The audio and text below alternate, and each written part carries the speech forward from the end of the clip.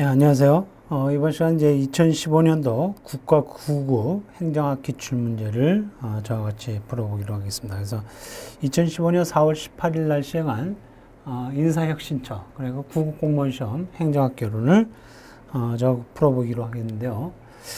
자, 우선은 이제 한마디로 이번 시험 문제는 이 20문항 중에 9문항, 그러니까 약 45% 정도는 기출문제에서 이렇게 나왔다라고 이렇게 볼 수가 있겠습니다.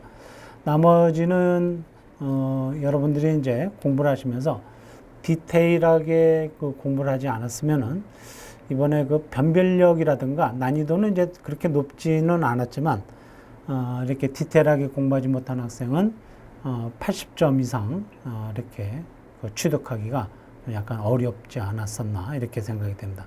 그러나 이제 좀 깊이 있게 디테일하게 공부한 학생이라고 하면은 90점 이상 받았겠지만 아무래도 수박 겉핥기식으로 이렇게 하신 분들은 기출문제만 위주로 했던 분들은 좀 점수가 저조하지 않았을까 이렇게 생각이 됩니다. 자, 그래서 보통 이제 이번 시험에서 이제 한 5문항은 약간 좀 까다로운 문제들이 있었습니다. 자, 우선 이제 첫 번째 문제부터 풀어보기로 하겠습니다. 자, 이제 다음 중 어떠한 정책 문제가 정책 의제로 채택될 가능성이 가장 낮은 경우는 이겠습니다. 정책의 문제가 의제로 채택될 가능성. 그러니까 이제 보통 우리가 이제 사회의 문제가 이슈화되어서 공중의제와 확산이 되죠. 그래서 정부의 의제로 채택이 됩니다. 이것을 우리가 정책 의제 설정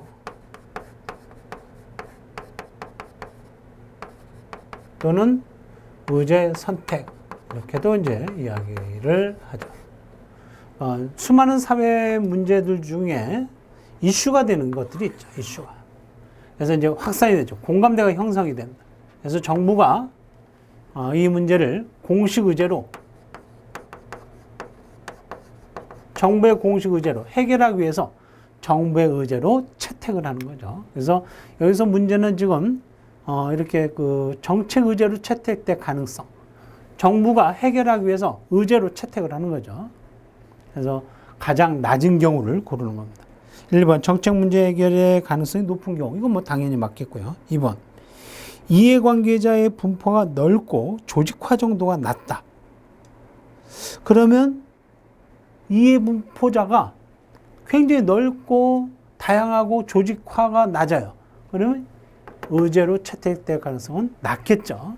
이해관계자들이 분포가 넓은 게 아니라 아주 강력한 결집력이 있다 라고 하면은 조직화라든가 이런 것들이 결집력 있고 강하다라고 하면 의제화가 되겠죠. 그러나 이제 여기서는 분포가 넓다라고 하면은 의제화가 아무래도 어렵다 이렇게 보시면 되겠습니다.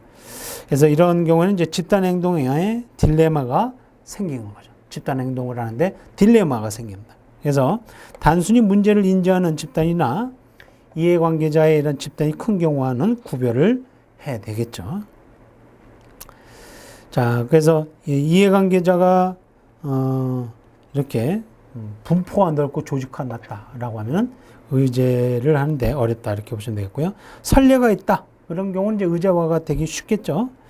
그다음에 정책 의제화를 요구하는 집단이 규모가 크고 강한 결속력 이런 게 있으면은 의제화가 쉽겠죠. 그래서 2번이 가장 낮은 경우가 되겠습니다.